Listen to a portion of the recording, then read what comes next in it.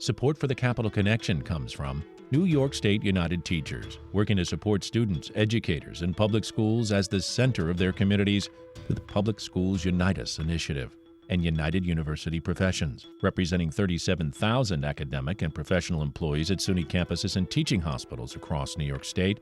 Frederick E. Cole, President, uupinfo.org.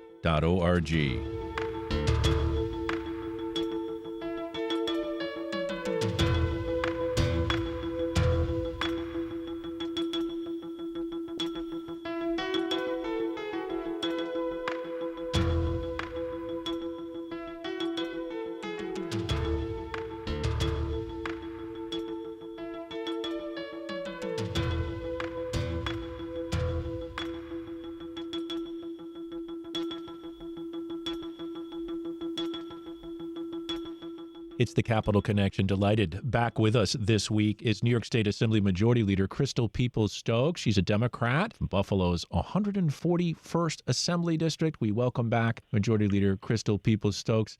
Great to have you back on the Capital Connection. Well, thank you. What a pleasure it is always to be here. Well, it's the discussion that matters, and you're always up for it, and I do appreciate that. Majority Leader, let's just start with an open-ended question.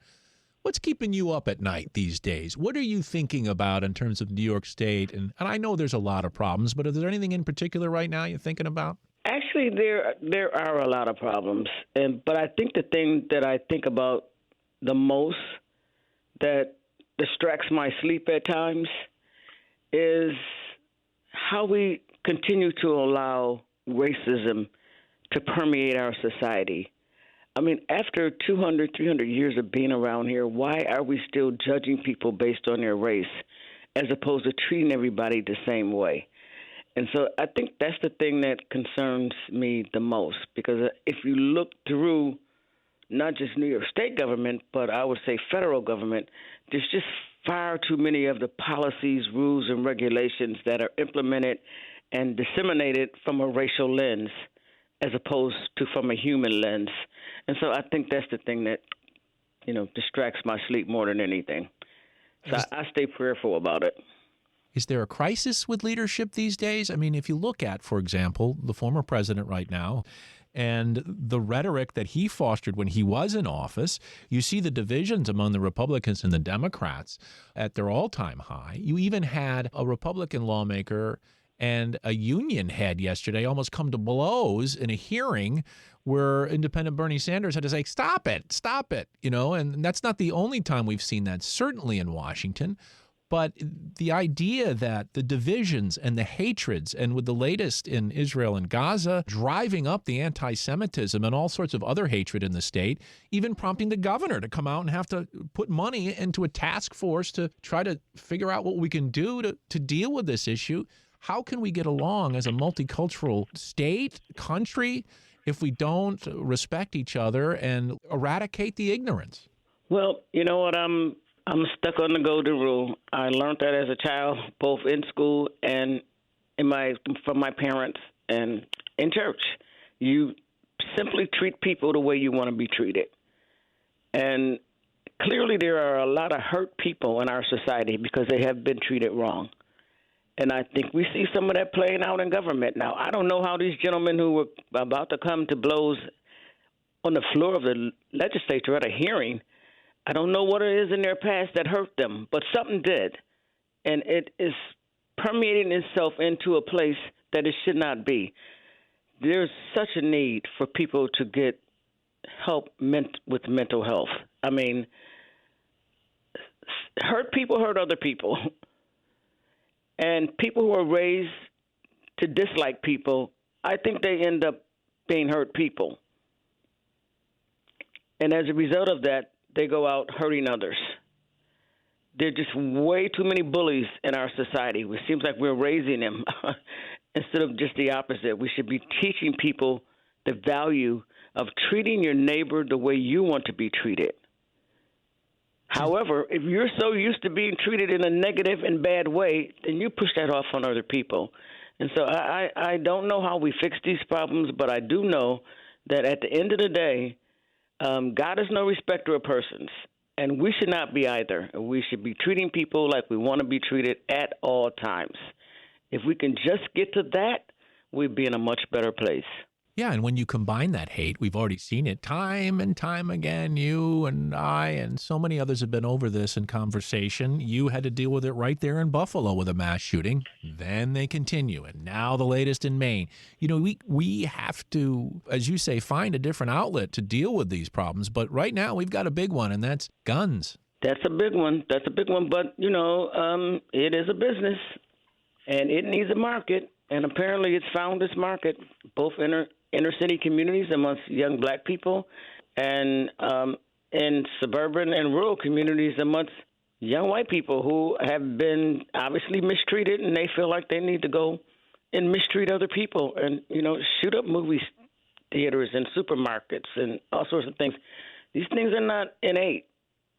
They're taught these things. They learn these things by their experience in life. And I don't know how we'll ever, rid ourselves of guns. I don't think, in a way, we probably won't. But I do think we need to make sure that no one has access to them that does not have the proper licensing or permitting and training to have. Because if you do, then you have an ability over the person next door to you who doesn't have a weapon that puts you in a higher position than them. And that shouldn't be. That should not be. So I, as a person who actually has a gun permit, I actually don't have a weapon, but I have a permit to carry one. I think people should have a right to carry one, but I don't think you should do that without access to the proper licensing for it. And I'm guessing you were willing to wait for a full background check before you got that permit. No worries.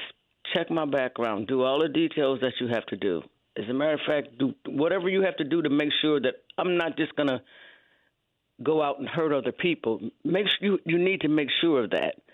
Otherwise, why would you want me to walk into Walmart and buy something that could hurt a lot of people? In a society that's supposed to be where we live with some level of safety, I'm totally opposed to it. And I know that I live in a community of Western New York where there are a lot of people who are adamantly opposed to every move that we make at state level to prohibit people who should not have weapons from having them. And I don't mind going to talk to them.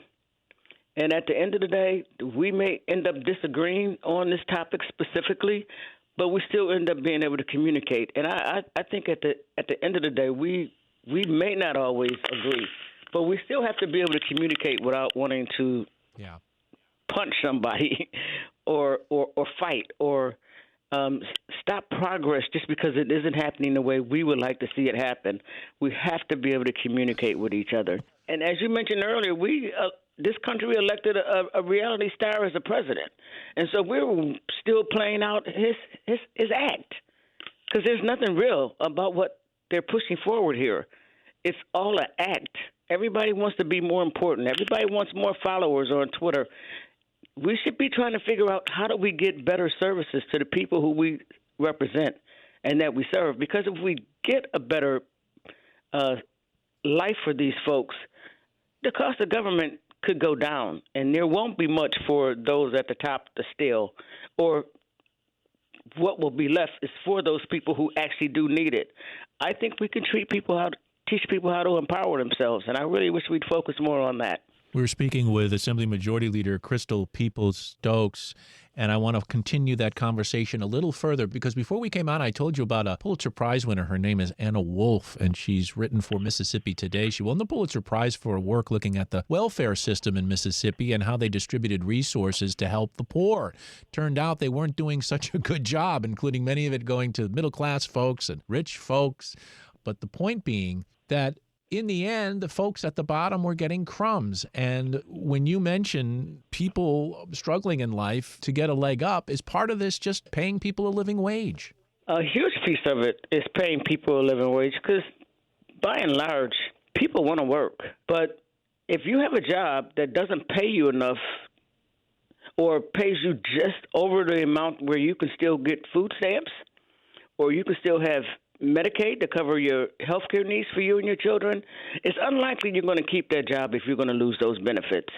And so you've created an opportunity by not giving a living wage to make people dependent on these services that they could go away from if they could just get a living wage.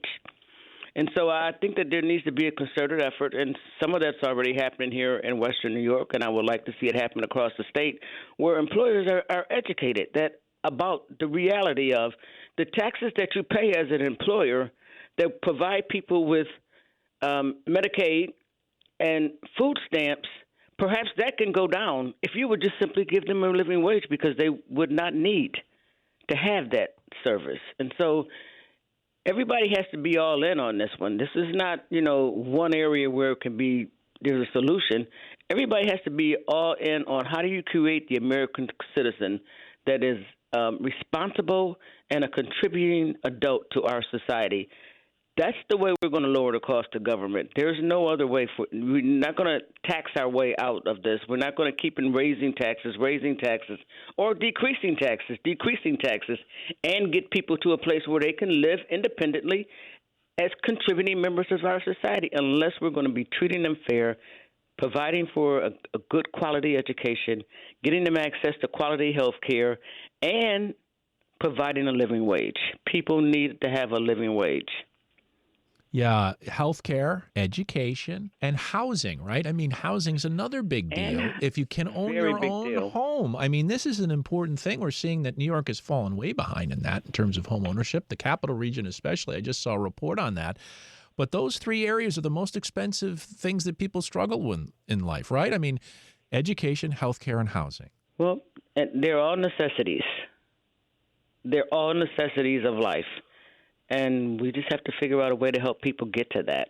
By the way, there are a lot of still very obstructing policies that business is allowed to do, both insurance and banks, that prohibit some people from ever being in a place where they can own a house. Redlining still exists, even though it's not supposed to. It does. Your zip code matters when it comes to getting access to resources to own a house and to even get insurance. And it matters in terms of the amount of education you're going to get, aid, because of the property tax formula. It does. That does matter as well. Although education doesn't matter what they charge you for insurance. Zip code matters there. Sure. Let's move on to another story. Now, this is sort of big news, and forgive me for asking you about this, but your name came up. I think you know what it's about. Western New York Congressman Brian Higgins says he's going to leave office before the end of his current term, early next year, after 19 years. The Buffalo, New York Democrat says he's grown frustrated with dysfunction in the U.S. House of Representatives. Higgins is credited with leading the efforts to revitalize Buffalo's waterfront. His departure could lead to a special election next spring in New York's 26th congressional district. The district includes parts of Erie and Niagara counties, including cities of Buffalo and Niagara Falls.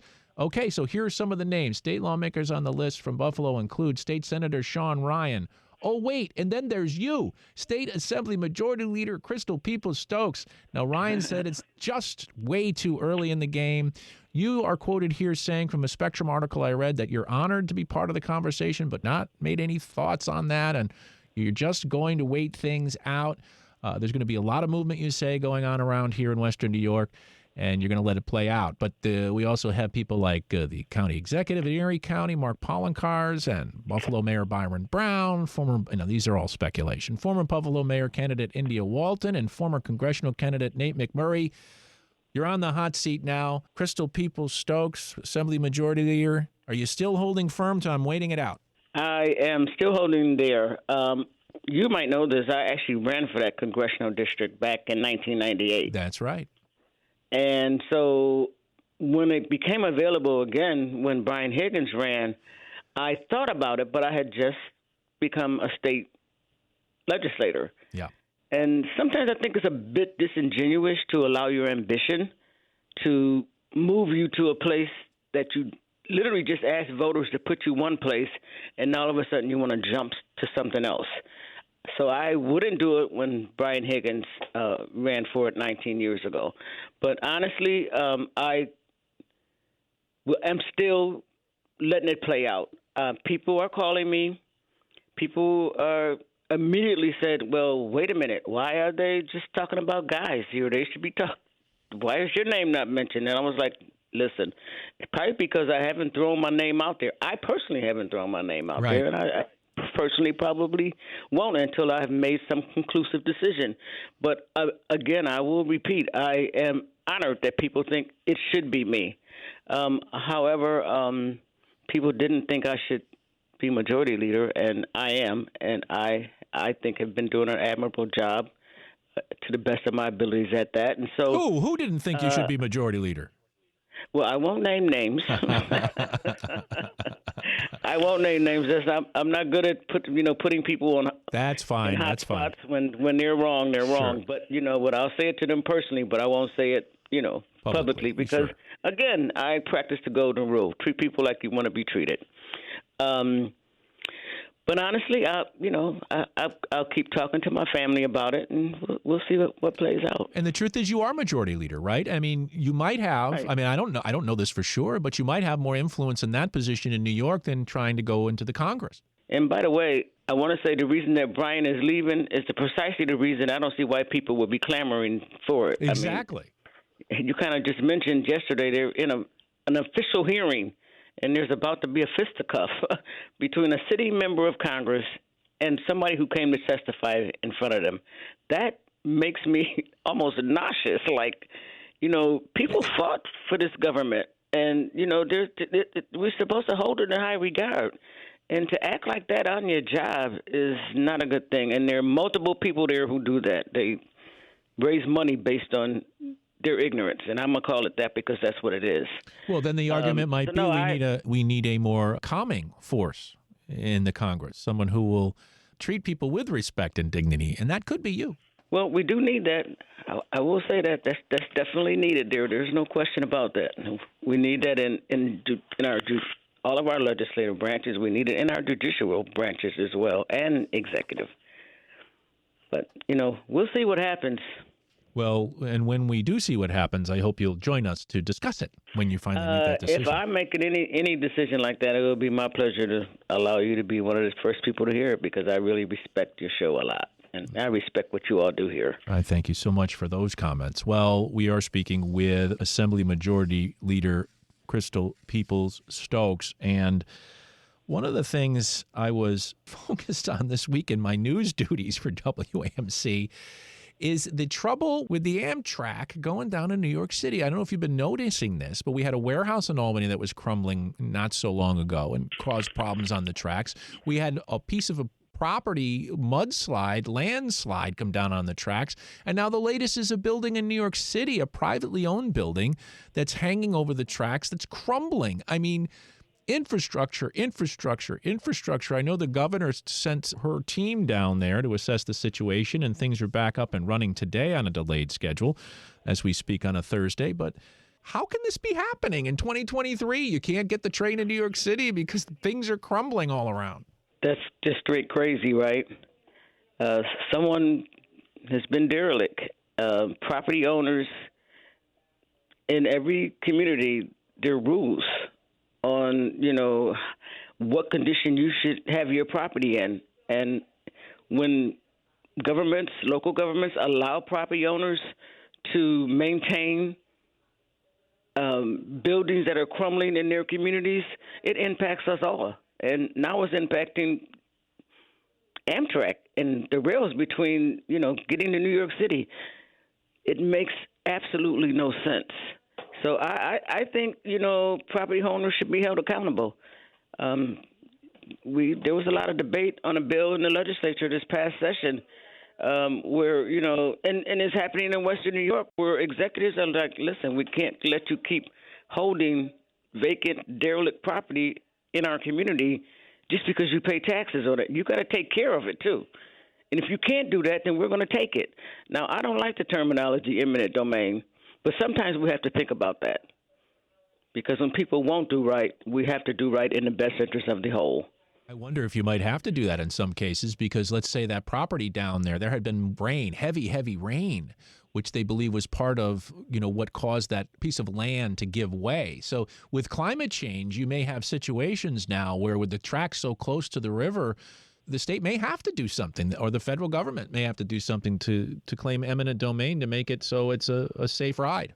They may have to do that, and they should be willing to give it thought because if you wait 20, 30 years for the other person to do it and they haven't done it, then you're just as derelict as they are.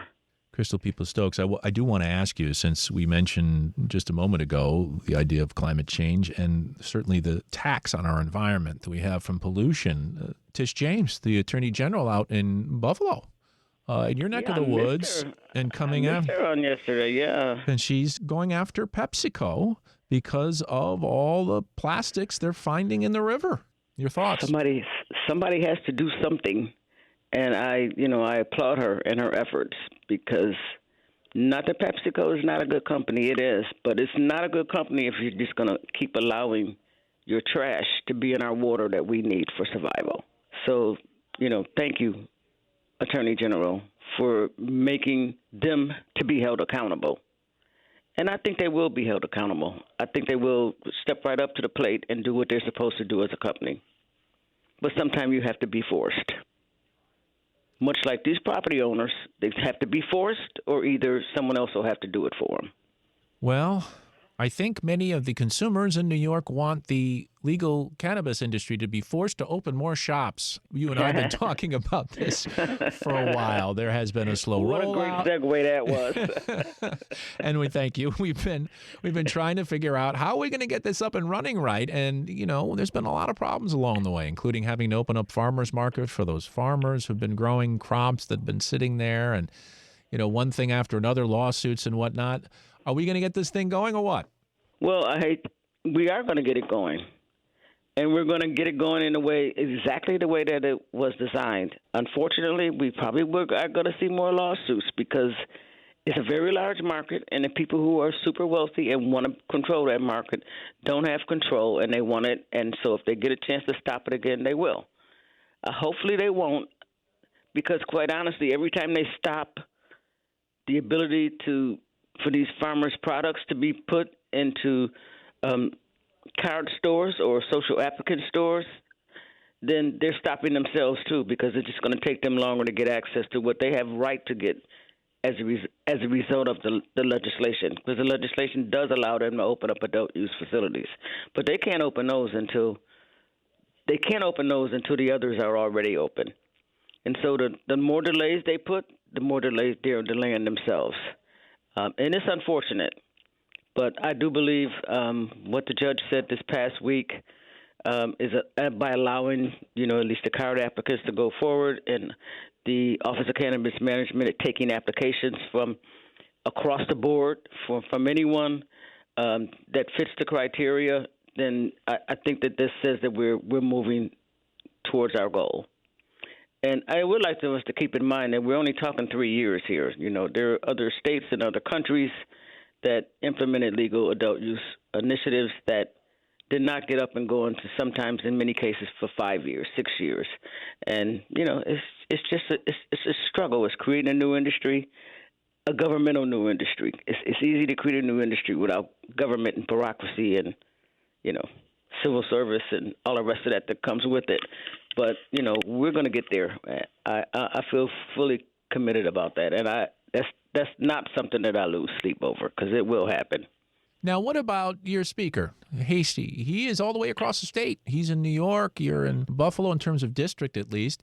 But how's your relationship going these days? Do you talk regularly? It's amazing. This is a guy that I met way before he was speaker and way before I was a state legislator. So the same level of communication that we had back then, talk football, talk children, talk lives, that we still do that, as well as talk business, state business. The only thing we don't talk much about that he likes a lot is baseball, and I don't really care for baseball, honestly. I will watch it, but, only when it gets to the World Series. You got any direct line to Josh Allen? I mean, can you push him a little bit or what? I wish I could. I don't think Josh is the problem, honestly. I don't think he's the problem. I think management is more the problem, and, they have a great group of young men who can really play football well, but they have to be coached properly. And it's not to say anything necessarily wrong with the coach, but he's not getting his job done. By the way, what's the latest with the new stadium? Things are progressing along. I'm not sure exactly where the community benefits agreement is. That's not something that I negotiated, so I try to stay in my lane. but I know that I have had communications with both their new operations guy that they have there, as well as some of the people who are with the contractors that have been selected, and they understand that you're not going to build this building without giving everybody an opportunity to participate both business-wise and workforce-wise. So I feel confident that they're going to be working on that. I will say this finally. I still constantly am in prayer for Kim Pegula because we literally had a different team when she was at the helm of it.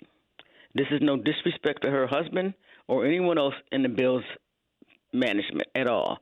But there was just something different about her leadership and its impact on this team that we do not see today. And so I still do stay in constant prayer for her health. We'll have to leave it there. Another fascinating, interesting, and productive conversation with Assembly Majority Leader Crystal Peoples-Stokes. She's a Democrat from the Buffalo area, and the only thing I could ever say to you at the end of a conversation is, please promise me you'll come back again and join us on the Capital Connection. I promise. If you promise you'll invite me, I promise I'll come back. Promise made. Promise kept.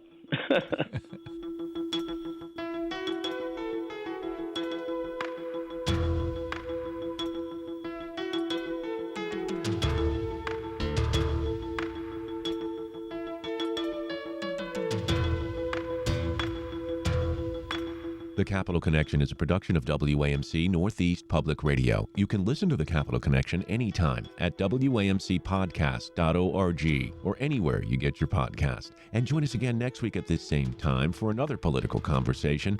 For The Capital Connection, I'm David Guistina.